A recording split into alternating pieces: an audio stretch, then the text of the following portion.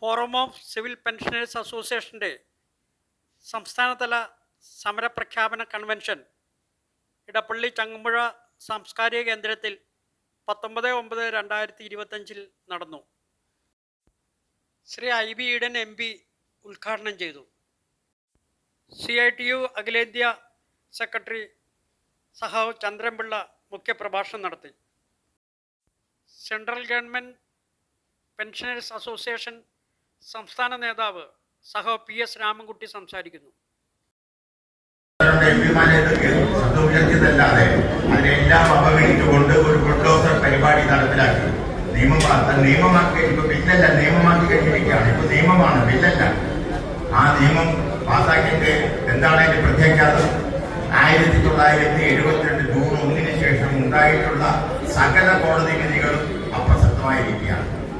നമ്മെല്ലാം പറയാറുള്ളത് കക്കാര കേസിലെ വിധി 1982 ഡിസംബർ 17 കക്കാര കേസിൽ സുപ്രീം കോടതി നൽകിയ വളരെ പ്രശസ്തമായ വിധിയുണ്ട്. പെൻഷൻകാരന് മാറ്റിനാക്കാത്ത എന്ന് പറയുന്ന വിധി 5 ജഡ്ജിമാരാണ്, ഒരൊറ്റ ജഡ്ജിയുടെ അല്ല, സുപ്രീം കോടതിയുടെ ഭരണഘടനാ ബെഞ്ചിന്റെ വിധിയാണത്.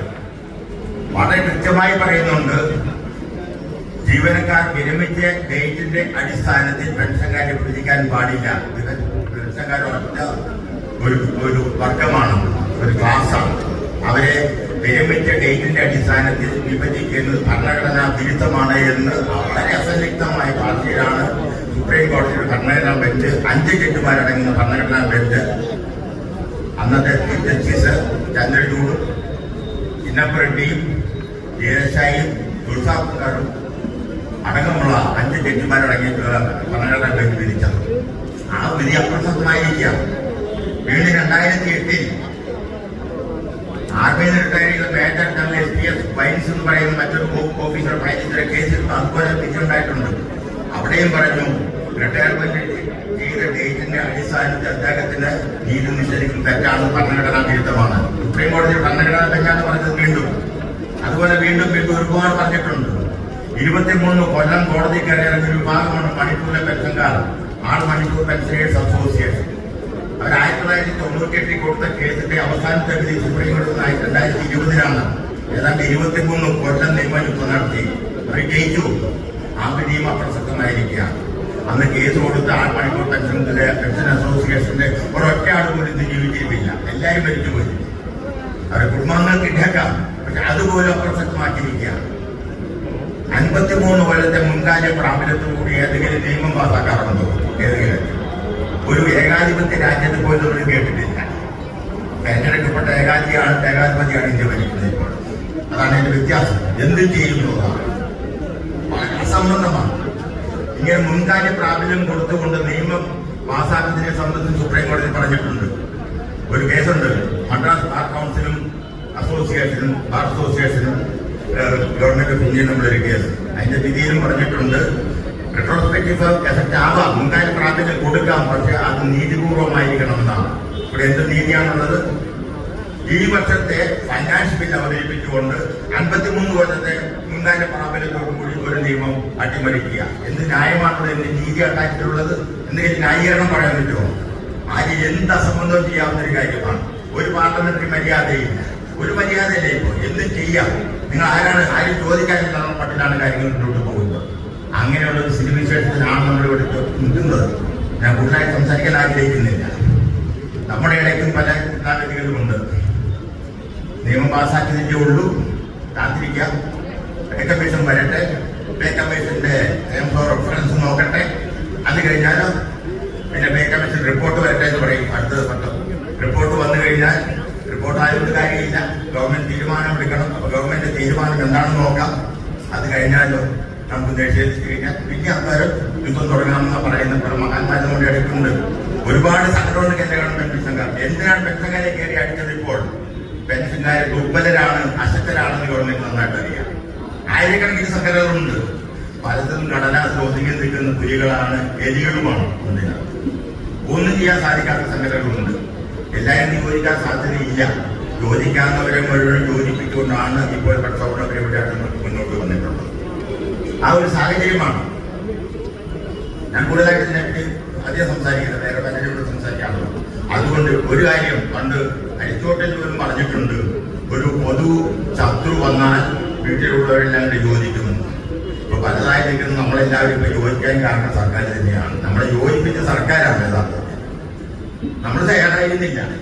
പല സംഘടനകളായി നിന്നവരെല്ലാം നമ്മൾ ഒന്നിക്കാൻ നിർബന്ധിതമായിരിക്കുകയാണ് സർക്കാർ ഈ നടപടി.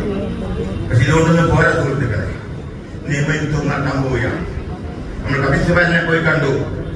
അദ്ദേഹത്തിന്റെ അസിസ്റ്റന്റ് തയ്യാറാക്കിയ ഡ്രാഫ്റ്റ് അത്ര തൃപ്തികരമായിട്ട് തോന്നിയില്ല. അതുകൊണ്ട് വികാസ് സിംഗ് എന്ന് പറയുന്ന മറ്റൊരു അഡ്വക്കേറ്റെ പോയി കണ്ടു. അദ്ദേഹം സുപ്രീം കോടതിയിലെ ബാർ കൗൺസിലിന്റെ ഇപ്പോഴത്തെ പ്രസിഡന്റാണ്. വളരെ പകൽത്തനായ അഡ്വക്കേറ്റാണ്. അദ്ദേഹത്തിന്റെ അസിസ്റ്റന്റ് കാജൽ ഗുപ്ത എന്ന് പറയുന്ന ഒരു അഡ്വക്കേറ്റ് തയ്യാറാക്കിയൊരു അഫിഡവിറ്റ് ഇന്നലെ സെപ്പറേറ്റ് ചെയ്യപ്പെട്ടിട്ടുണ്ട്. നിങ്ങൾക്ക് വായിച്ചു നോക്കും. വളരെ നല്ലൊരു അഫിഡവിറ്റാണ്. ഈ നിയമം ഭരണഘടനാ വിരുദ്ധമാണ് ആദ്യം മുതൽ അവസാനം വരെ എന്ന് പറഞ്ഞുകൊണ്ട് വളരെ ഭംഗിയായി തയ്യാറാക്കിയിട്ടുള്ള ഒരു അഫിഡവിറ്റ് തയ്യാറാക്കിയിട്ടുണ്ട്. മിക്കവാറും ഒരാഴ്ചക്കുള്ളിൽ ആ കേസ് ഫയൽ ചെയ്യപ്പെടും സുപ്രീം കോടതി. പക്ഷെ കോടതിയിൽ വിശ്വസിക്കാൻ കഴിയില്ല. ഇപ്പോഴത്തെ കാലം അത് മാറിക്കഴിഞ്ഞിരിക്കുകയാണ്. എല്ലാ ഭരണകൂടത്തിന് മുമ്പിൽ പഞ്ചകുച്ച് മടക്കി നിൽക്കുന്ന സംവിധാനമാണ് പട്ടാളം അടക്കം. ഞാൻ തുറന്നു പറയാണ്, പട്ടാളവും കോടതിയും ഒക്കെ ഇന്ന് അധികാരത്തിൽ ഇരിക്കുന്നതിന് മുമ്പിൽ പഞ്ചകുച്ച് മടക്കി നിൽക്കുന്ന ഒരു കാലഘട്ടത്തിലാണ് നമ്മൾ പറ്റിയിരിക്കുന്നത്. അതൊരു കോടതിയിൽ നിന്നും അനുകൂലമായി തിരി വരും എന്നാലും പ്രതീക്ഷിച്ച കാര്യമൊന്നുമില്ല. ഞാൻ നല്ലത് എന്ന് മാത്രമേ ഉള്ളൂ. പെൻഷൻകാരെ സംബന്ധിച്ചിടത്തോളം ഒരു കച്ചിത്തുമ്പ് മാത്രമാണ് കോടതി. അതും പൂർണ്ണമായ പ്രതീക്ഷ നൽകുന്ന ഒരു കാര്യമല്ല ഇന്നത്തെ സ്ഥിതിവിശേഷം. അതുകൊണ്ട് ഒരു ഭാഗത്ത് നിയമയുദ്ധം നടക്കുമ്പോൾ തന്നെ ഇപ്പോഴത്തെ പെൻഷൻകാരുടെ സംഘടിത പ്രസ്ഥാനം അവഗണിക്കപ്പെടാൻ പറ്റാത്ത ഒരു വലിയ ശക്തിയായിട്ട് വന്നെങ്കിൽ മാത്രമേ ഇതിൽ മാറ്റം വരുത്താൻ കഴിയുള്ളൂ. അത് പെൻഷൻകാർ മാത്രം വിചാരിച്ചാൽ പോരാ. ജീവനക്കാരനാണ് സൂചിപ്പിച്ചതാണ്. സ്ട്രൈക്കിംഗ് കപ്പാസിറ്റിയുള്ള പെൻഷൻകാർക്ക്, സ്ട്രൈക്കിംഗ് കപ്പാസിറ്റിയുള്ള ജീവനക്കാരും പെൻഷൻകാരും എല്ലാം നിന്ന് ഒന്നിച്ച് യോജിച്ചുകൊണ്ട് രാജ്യത്തെ വിവിധ പ്രസ്ഥാനങ്ങളുടെ പ്രസ്ഥാനങ്ങളുടെ പിന്തുണയോടുകൂടി രാജ്യവ്യാപകമായ പ്രക്ഷോഭണം വളർത്തിയെടുത്താൽ മാത്രമേ കുറെയെങ്കിലും ഗവൺമെന്റ് പിന്മാറുകയുള്ളൂ. ഗവൺമെന്റിനെ നയിക്കുന്ന ശക്തിയുണ്ട്. അതിന്റെ അടിസ്ഥാന സ്വഭാവം നമ്മൾ മനസ്സിലാക്കണം. എടുക്കുന്ന തീരുമാനം മാറ്റാൻ അവർ തയ്യാറാവുന്നില്ല. മറക്കടവുകൾ ഇതിന്റെ ഒരു വിഭാഗമാണ് അധികാരത്തിലിരിക്കുന്നത്. ഞങ്ങൾ ആലോചിച്ചെടുക്കുന്ന തീരുമാനമാണ്, എന്ത് വന്നാലും ഞങ്ങൾ മാറില്ല എന്ന് നിലപാടെടുക്കുന്ന ഒരു വിഭാഗമാണ് ഈ ഗവൺമെന്റ് നയിക്കുന്ന വ്യക്തികളെയല്ല ഞാൻ പറയുന്നത്.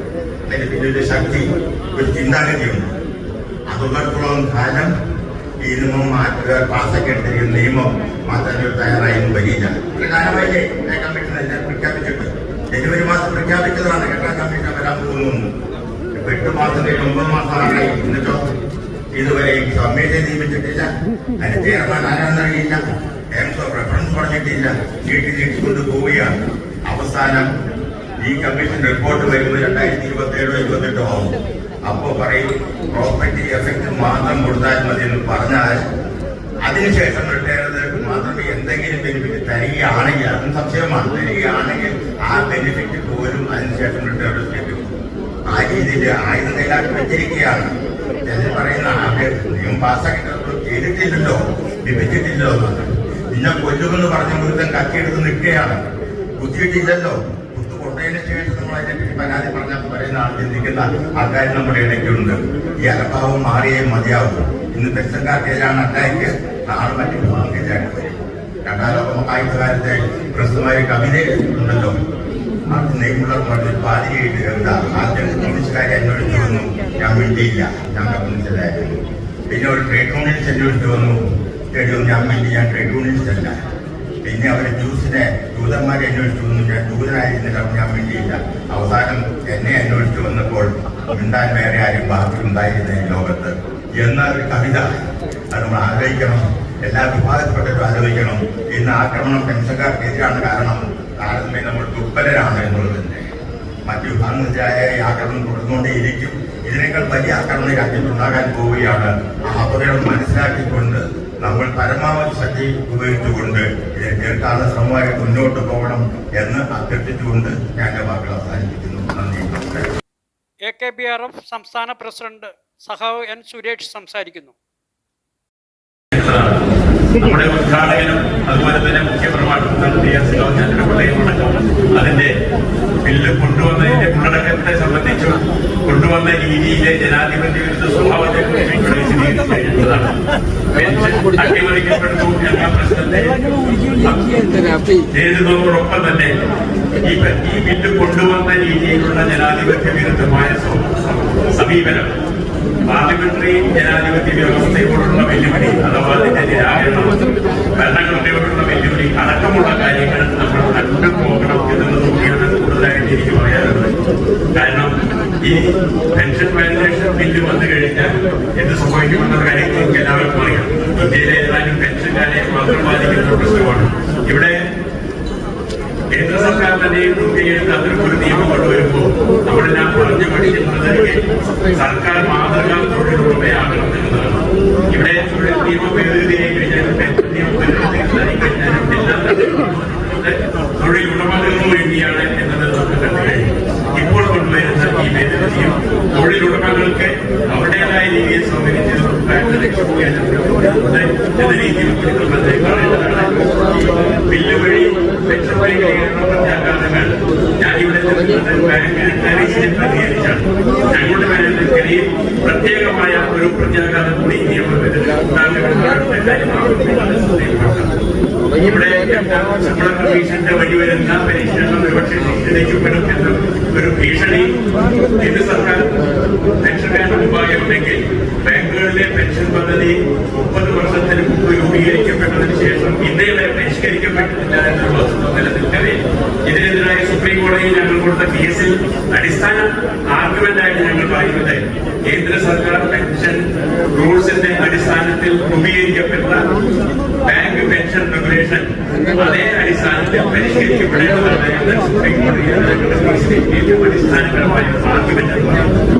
ആ വാദഗതിയാണ് ഇവിടെ അട്ടിമറിക്കപ്പെടുന്നത് എന്നുള്ള ഭീഷണി കൂടുതലായി ഞങ്ങൾ നേരിട്ടുള്ളതാണ്. പക്ഷേ അതിനെയും ഏത് ഭീഷണിയെയും നേരിടാനുള്ള ധൈര്യം അതുപോലെ തന്നെ ഈ ഭീഷണിയെയും നേരിടാം, വ്യക്തിപരമായും അല്ലാതെയും നേരിടാനുള്ള ധനകാര്യ കേസിനെ സംബന്ധിച്ച് സാറിവിടെ പറഞ്ഞു.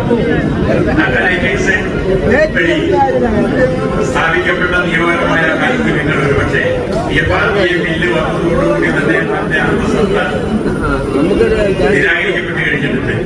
USPS എന്ന സംവിധാനം വീണ്ടും സർക്കാരിന്റെ പ്രാബല്യത്തോടുകൂടി പൂർണ്ണമായും ധനകാര്യ കേസിന്റെ പ്രൊഡക്റ്റ് നിഷേധിക്കുന്ന രീതിയിലാണ് എന്നത് കൂടി മനസ്സിലാക്കിക്കൊണ്ട് ഈ രീതിയിലുള്ള തൊഴിലാളി വിരുദ്ധമായ പെൻഷനേഴ്സിന് വിരുദ്ധമായ രീതിയിലുള്ള നിയമനിർമ്മാണങ്ങൾക്കെതിരായ പോരാട്ടങ്ങൾ ഇതിനെ അടിസ്ഥാനമായി വരുന്നതായ സമീപനങ്ങൾക്കെതിരായ പോരാട്ടങ്ങൾ ശക്തിപ്പെടുത്തുകയും സംഘടനാ വ്യത്യാസമന്യേ, കാർഡ് വ്യത്യാസമന്യേ, രാഷ്ട്രീയ വ്യത്യാസമന്യേ, തൊഴിൽ മേഖലയിലുള്ള വ്യത്യാസമന്യേ ഐക്യ സമരത്തോടുകൊണ്ട് ഐക്യപ്പെട്ടുകൊണ്ട് ഇതിനെതിരായിട്ടുള്ള പോരാട്ടം വളർത്തിയെടുക്കുകയും ജനകീയ പിന്തുണ നേടിയെടുക്കുകയും ആ രീതിയിലുള്ള ഒരു പ്രസ്ഥാനമായി ഇതിനെ മാറ്റിയെടുക്കുകയും ചെയ്യണമെന്ന് മാത്രം അഭ്യർത്ഥിച്ചുകൊണ്ട് കേരള ബാങ്കിന്റെ പരിശ്രമം തുടർന്നുള്ള പ്രവർത്തനങ്ങൾ സഹായങ്ങളും വാഗ്ദാനം ചെയ്തുകൊണ്ട് അവസാനിപ്പിക്കുന്നു.